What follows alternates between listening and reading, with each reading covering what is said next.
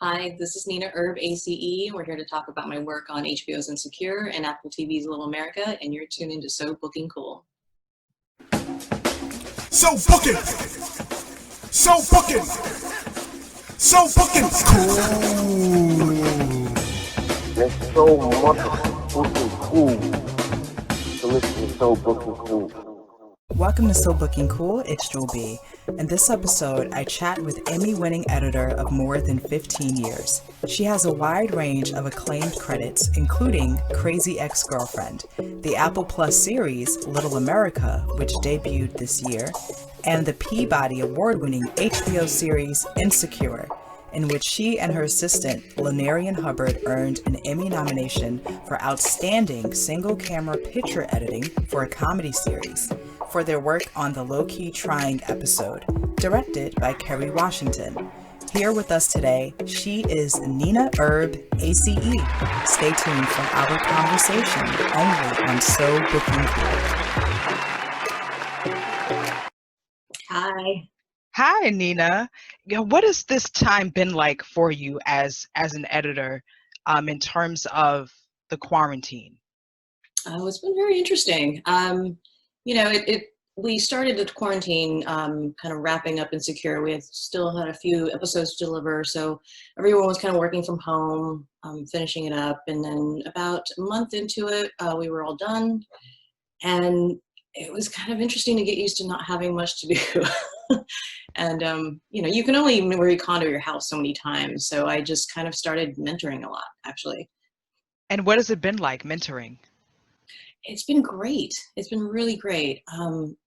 For the longest time, I've been mentoring for a while. And, I always have people reach out and want to have coffee. And it's been really difficult because of work schedules and, your weekends are the only time you have off to run all your errands and kind of live your life. And so now I'm kind of just here. So it's been much easier to meet a lot of people. The last few weeks, 3 to 4 weeks, I believe, I was kind of heavily involved in planning this panel for our Women's Steering Committee at the Guild, where we kind of examined, how race and gender impacts post-production. So that took up quite a bit of the time. But I think the panel was well received, and I had a lot of responses that were very positive. A lot of studios that reached out and wanted to kind of get my advice or get my thoughts on diversifying and being more inclusive in their hiring practices. So I think that was a good thing. Wow. How long have you been working on this panel? Well, we were planning it since we had it on July 12th, I believe. So it was about a month before that we started planning it, reaching out to studio people, other editors, and other producers that were in a position to hire, kind of putting together this, nice array of talent. And speaking of the industry, Nina, you were involved in art before. You even got your degree in art. But of course, as we know, you ended up pursuing the art in the world of entertainment, film, and television. So can you just tell us more about your journey into editing? Yeah, it kind of happened by accident. I know it doesn't sound as formulated as some people that went to film school, but I didn't go to film school.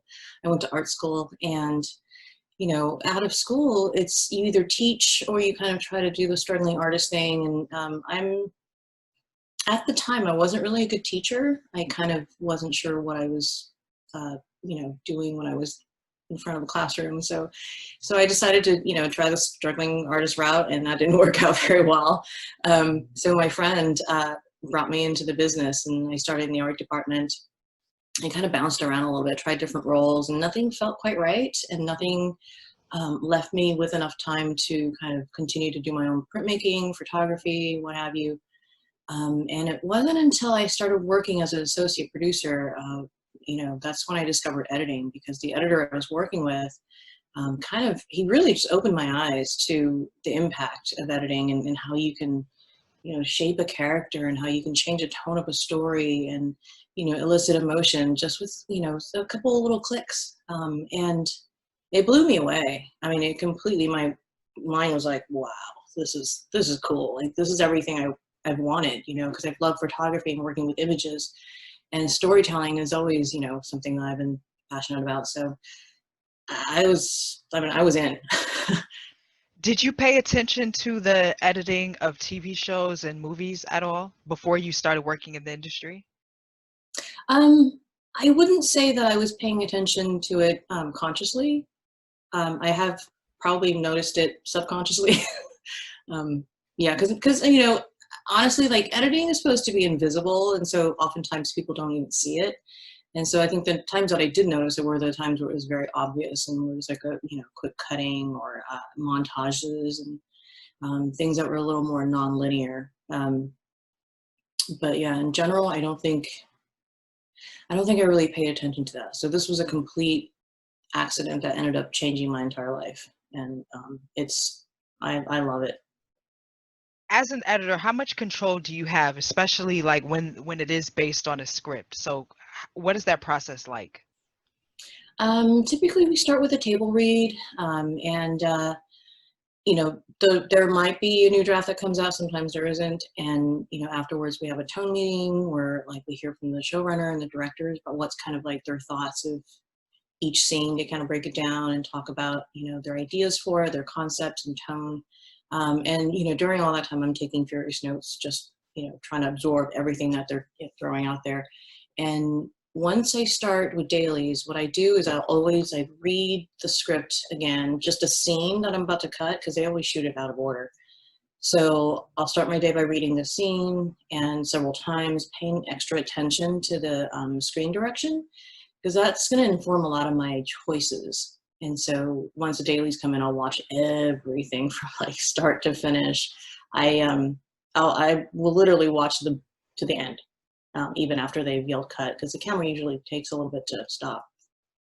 And I do that because, you know, oftentimes I've found great reactions in between takes, like especially when a director says, okay, you know, let's do a reset, and then he'll kind of give direction to the actors, and while the actors are still, you know, kind of still standing in place, receiving direction. I mean, there's been some gems that have really worked well in terms of reaction shots that have, you know, kind of helped sell a joke or like make it more poignant. So it's, yeah, I have a mad method of really making sure that I see everything and know where everything is. Sorry, I'm being very wordy. No, it's great.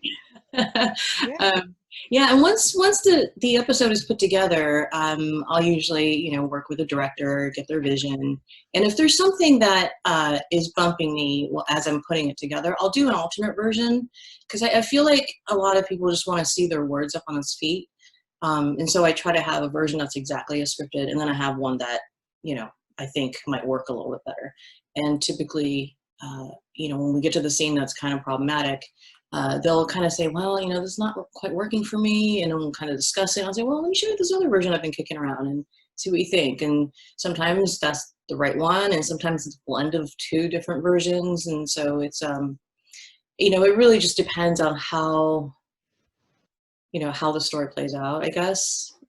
There's not really, I can't really say that I'm always changing the script, but there are times when that is necessary. And sometimes it's for time, and sometimes it's because something wasn't quite coming through. So, you know, I think it's kind of your job as an editor to make sure that the heart of the story is told. And as an editor, what are all the things that you have to pay attention to in order to make sure the work is what it needs to be? There's so much. You have to be a huge great listener is, you know, is a very, very valuable trait. And you have to really pay attention to the nuance of performance. And not only that, like, I feel like you have to kind of see what the composition is most of the time. Because there could be a wonderful performance, but maybe the camera is just a little bit shifted, you know, to a different angle that doesn't quite match the other ones perfectly. So, you know, if you notice that, it's just a very simple, like, resize, just to make sure that, you know, everything looks great.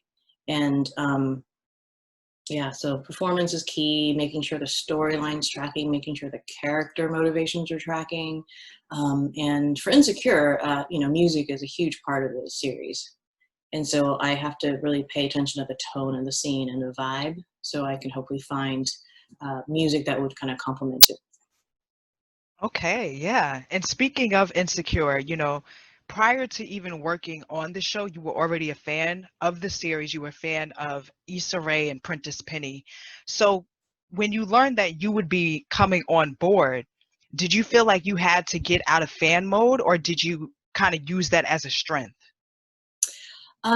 I used it as a strength. I mean, I watched the show so many times, and because I loved it, I didn't mind watching it a few more times just to kind of really break it down and see, like, okay, when are they bringing the music in? When are they using the exterior transitions, and when are they using those short-sighted shots, that they use?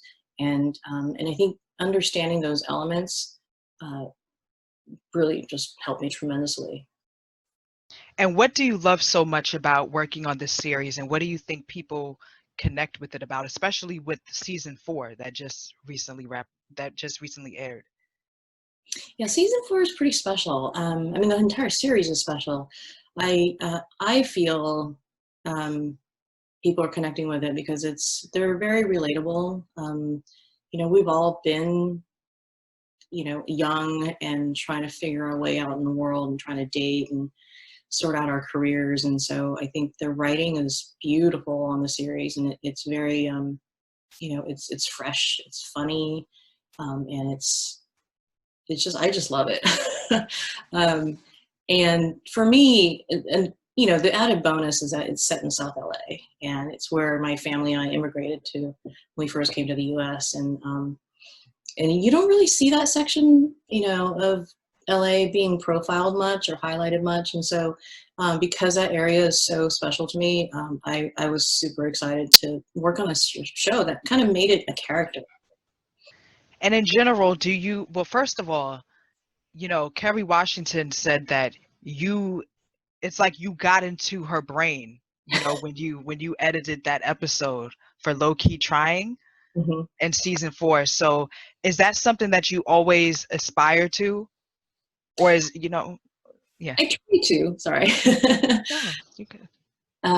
Yeah, I try to as much as I can. And with her, I don't know what it was, but I think I just got what she was going for, and it was exciting for me to kind of seek out the little symbolism that she had in all her composition of scenes and her the performances, and she had such a unique way of directing that I just found to be kind of inspirational. I mean, she got great performances from the actors. I mean, of course, because we have amazing actors on the show. Um, but there was something interesting, like listening to her direct the actors. It kind of also informed some of my choices too. So it was fascinating. It was a totally different experience cutting that episode for me. Do you think that part of what you were impressed with came from her background in being an actor? Do you think that that's something that can benefit a director? Oh, absolutely. Yeah, absolutely. Yeah. Okay. Yeah, I think because she was an actor, I feel like they could the actors that she is working with could trust her, and I think she could communicate with them on a whole different level or a different way than someone who didn't come from an acting background. And so I think that's why it was different. I think. And in general, do you prefer, Nina, to work with rotating directors or like a single director? I mean, both have its advantages. It's always nice to work with people you've worked with before because you already know, going into it, you can cut with them in your head. So you can kind of go, oh, yeah, yep, she's going to like this one.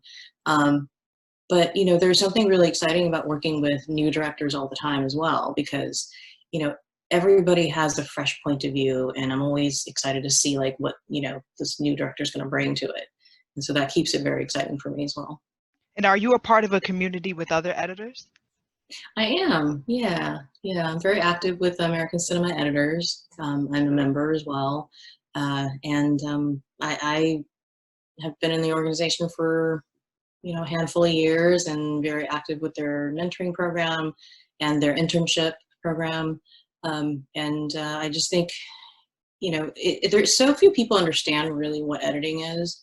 And I think organizations like ACE are important because they promote the art of editing. They kind of help educate, and they help, kind of bring up the next generation of editors as well.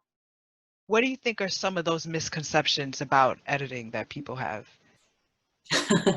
I think it looks easier than it is. I think people, think it's just a matter of like just putting some images together and hitting some buttons and you're good to go. And now you're an editor, but there's so much more to it.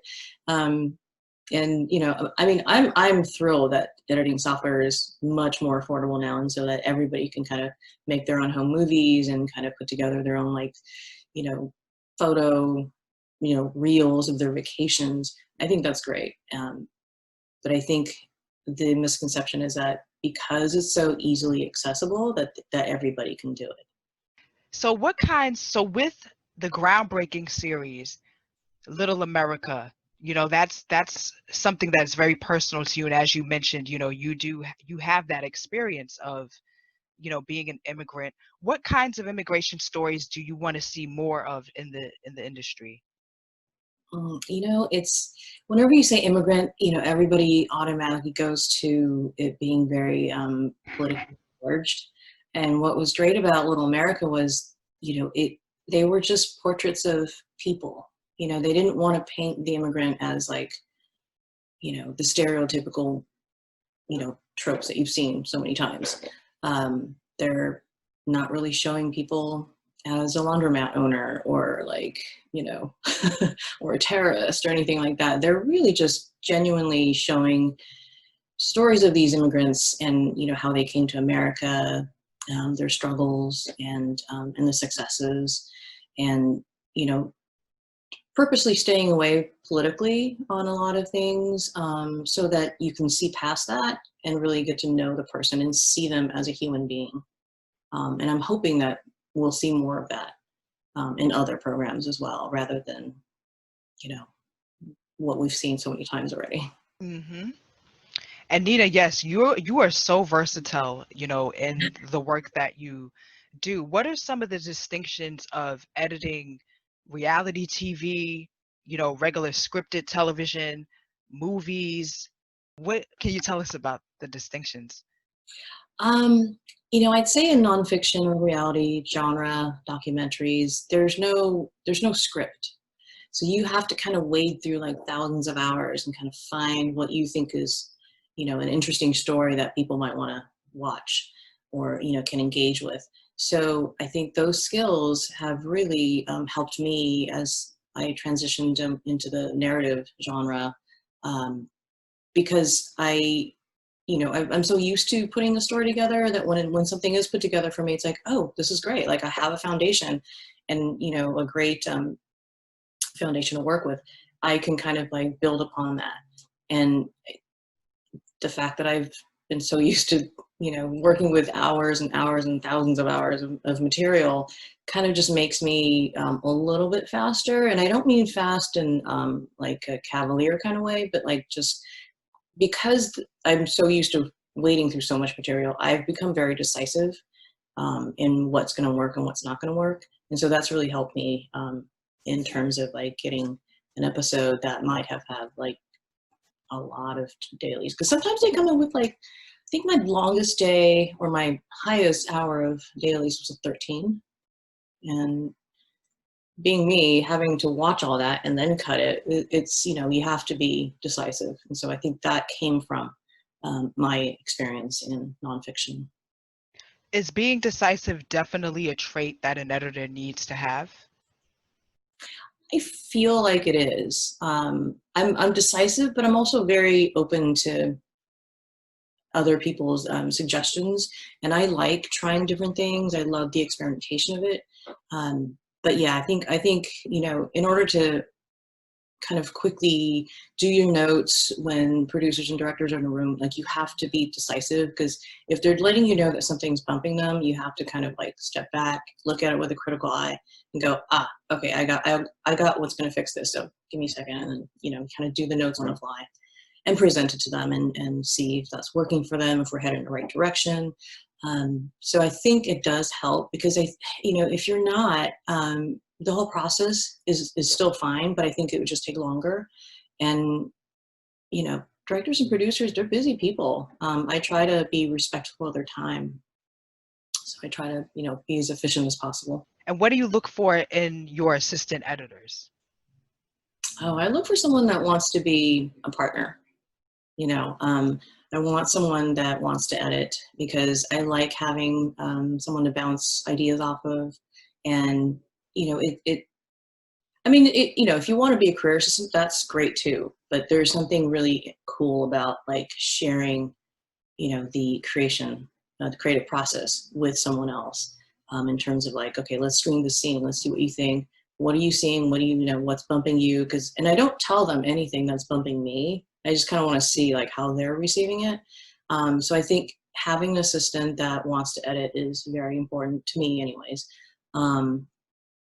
I mean, and then obviously, you know, hopefully they'll come with their own, you know, bag of tricks that they can do their work, and hopefully they're enjoying their work, and, you know, just someone with a good attitude and wants to like be on this ride with me.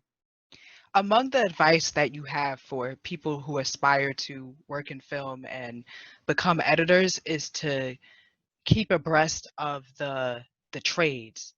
You know, you have different, so can you tell us more about that, and the advice that you feel is most helpful to the people who aspire to do what you're doing? Yeah, I think understanding what's being developed, understanding who the important players are at the studio, or which writer got the overall deal, which producer got the overall deal, which director, you know, is up and coming. I think that's all very important, because these are people that you're going to be working with. And so if you want to be in that circle, you have to know who's in that circle. And so I think the trades is a great place to get that information. And it also helps, like, if you're, let's say you love a book and the book gets optioned and it's being made. How would you even know that was getting made if you weren't keeping up with the trades, right? So, so there's like things like that that can also be used as kind of like a, not a networking tool, but kind of a way to track jobs that you're after, that you're interested in. So I think that's paramount, actually. And speaking of books, Nina, are there any books that have helped you along your journey?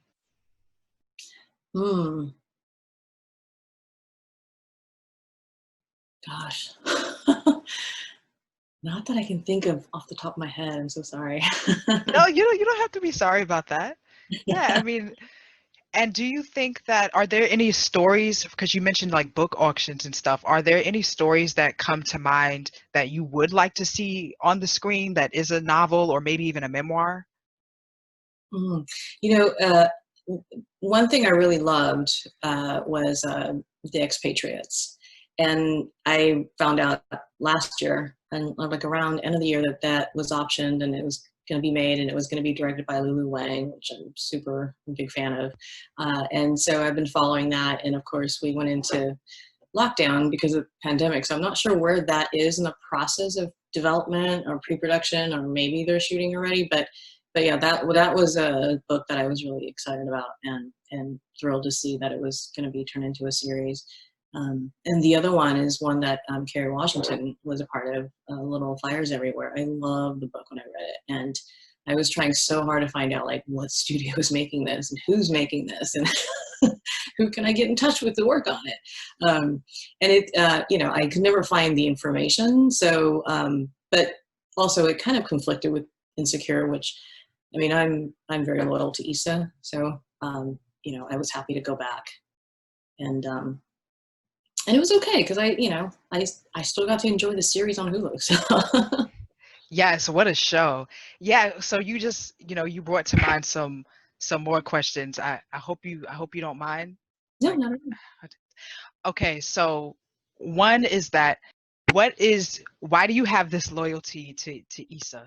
Oh, you know, it's gosh, this is about to get really personal.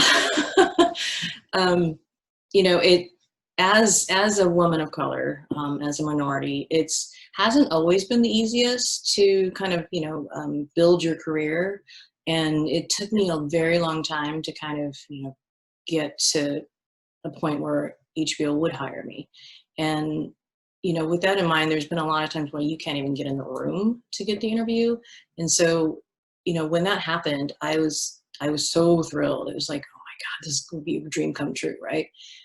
Love the show, love them, and I got in the room.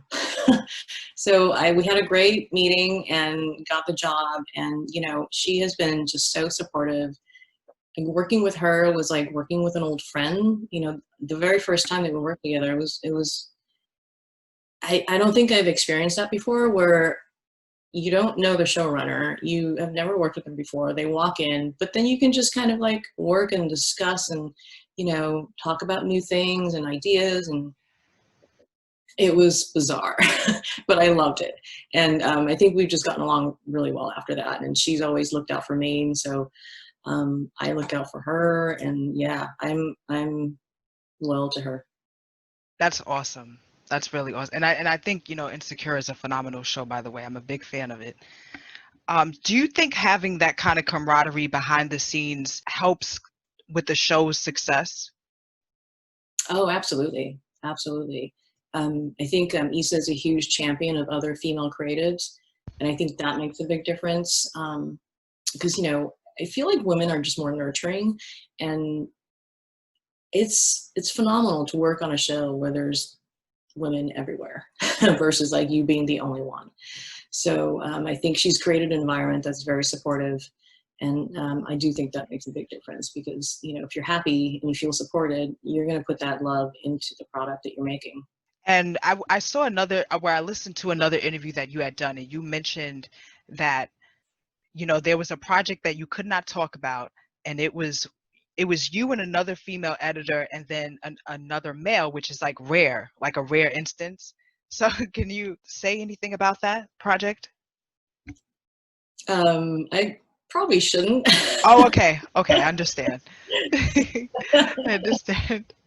Nina, how do you define success? That's, it's so funny because it's always changing.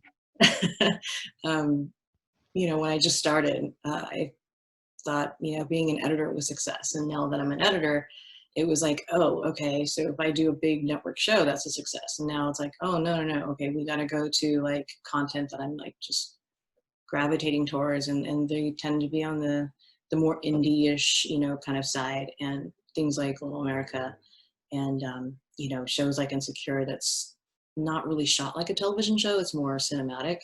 And so now that I've gotten there, it's like, all right, what's next? So success is like, it's always being redefined for me. All right, always being redefined. Where do you see yourself like within the next 5 to 10 years? I've been really, really blessed to be working on such amazing, amazing content. Excuse me. And I'm hoping that I'll have the opportunity to do more of that in the future. And also, I would like to cut more features again. So hopefully that will be a possibility as well. What kind of features are you interested in? Oh, I'm a big like indie feature person. I love watching the Marvel movies. I love the big action blockbusters, but I think to work on it, I definitely gravitates more towards, things like The Farewell or, Moonlight, or, the smaller stories that are very personal. And I know you mentioned in the Q&A that you are excited for the 8 nominations that, Insecure just earned, like with the Emmys. And something that I asked you is that something that you keep up with, like the Emmy Awards, anything, the ceremonies, the nominations, is that something that you pay attention to and inspire other aspiring film professionals to also be on the lookout for? And I know something you said was that, you never really know what people are going to respond to. Can you tell us more about that, Nina? Yeah, you really can't judge or not judge, but like you can't predict, what people are gonna resonate with, and I I think if you kind of chase the awards in your career, it's you might be disappointed because you never know like who's gonna be on a show that is, suddenly becomes high profile and well received and get the nominations. So it's not something that's guaranteed. It's not, you got to go for material that you love. And, the rest will follow, I guess. If the awards, or show some love, then that's great. But you got to make yourself happy first by working on content that you enjoy. And speaking of working on content that you enjoy, what is your advice to the professional, the go-getter out there whose parents, which is something that you've experienced yourself, had their own idea about the kind of career path that they wanted their child to take? They have their best interests, but they just might feel differently. So what is your advice about that kind of situation? I say just go for your dreams. You only have one life and life is short. So you got to do what, is exciting to you, what, gets you up in the morning, and I think if you don't go with that, I feel like there might be some regret. I know I would feel regret for sure if I didn't pursue anything in the arts. If I went and been a doctor, I don't know that I would be as happy as I am today. That's real. All right. Okay, so Nina, if you could go back, would you have studied, because we touched on this a little bit earlier, but if you could go back, would you have studied film school? Would you have gone to film school? Are you satisfied with how, things turned out? I've wondered about that myself. I think had I known early on that this is what I wanted to do, I probably would have gone to film school. But I don't regret anything. I think my art background has given me a different point of view. When I'm looking at certain shots, I'm definitely thinking of, the composition and how it looks. And I don't know that I would have had that had I not gone to art school. I mean, it's hard to sell, hard to tell because we're kind of just hypothesizing. So, but yeah, I probably would have. I mean, I still would like to, but I don't, I don't know that it would be necessary, I think, at this point in my career. And when people watch a body of work that has been edited by you, Nina, what is the feeling that you want people to get and walk away with? Oh gosh, I just hope that they can engage and, be sucked into the story, and kind of feel transformed at the end of it, hopefully. Nina Erb, everyone. Nina Erb, thank you so much for talking to So Booking Cool today. It was truly a pleasure. I greatly enjoyed you, and I would love to speak with you again in the future because there's a lot more I would want to discuss, and I'm sure yeah, there's a lot more I would love to ask you about and people No, could learn from. that'd be great. Thank you so much for having me. Of course, my pleasure. How can people keep up with you, stay updated and connected? Oh, I guess they can look for me on IG at Nina, and or I'm not as active on Twitter, but I do have a Twitter account. I'm very sporadic with my tweets. Nothing wrong with that. So you prefer IG? Yeah, IG would be great. And a bonus question is, what is your advice for creatives during this time, like in light of the pandemic and the social unrest? Oh gosh, I would, take advantage of this time. Reach out to anybody whose work you admire and see if they'll have a little Zoom coffee with you.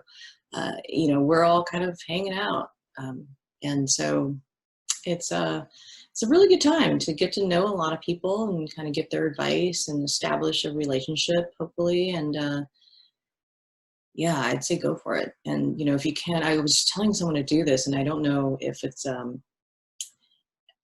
I don't know if they've done it, but I was thinking, like, wouldn't it be fun to take movies that have already, play it in the theaters. You can get the QuickTime or something, and maybe like if it's a drama, recut it as a comedy into a trailer, not recut the whole entire feature, but like, you know, instead of doing a drama feature for this dramatic movie, make it a comedy. Like totally turn on its head. Like maybe use the. I mean, is it crazy to do a you know, musical trailer out of a horror film? I mean, because I feel like if you can do that, I mean that's editing at its peak. I think it's so difficult, and yeah, I think if you're up and coming and you want to try that, it would be probably a lot of fun and probably impress a lot of people. I love that. I love that, Nina. It's such a wacky idea, but What I'm getting from that is that you're telling people to just really tap into their imagination and their creativity. yeah. All right, guys, this has been another episode of So Booking Cool. Thank you so much for tuning in and listening, and until next time.